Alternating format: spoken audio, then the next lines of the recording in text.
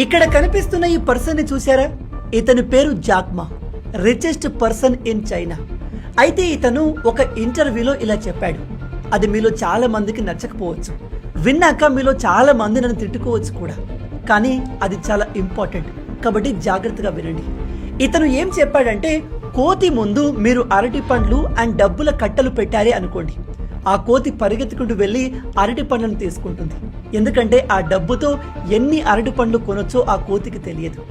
Same అలాగే మనుషుల ముందు బిజినెస్ అండ్ జాబ్ని ఉంచితే చాలా మంది 80% కంటే ఎక్కువ మంది జాబ్ని చూస్ చేసుకుంటారు. ఎందుకంటే మన కోతి బ్రెయిన్లకు బిజినెస్తో ఎంత సంపాదించవచ్చో తెలియదు. ఒకవేళ మీలో ఎవరైనా లైఫ్లో ఏదైనా పెద్దది సాధించాలి, అందరిలాగా నార్మల్గా లైఫ్ని గడిపి చావడం ఇష్టం లేని వాళ్ళు ఉంటే ఇది మీకోసమే. Get out of your comfort zone. Job చేసుకుంటూ పెద్ద పెద్ద డ్రీమ్స్ సాధిస్తాను అంటే అది జరగదు. గుర్తుపెట్టుకోండి, great achievements demand great risk. There is no other way.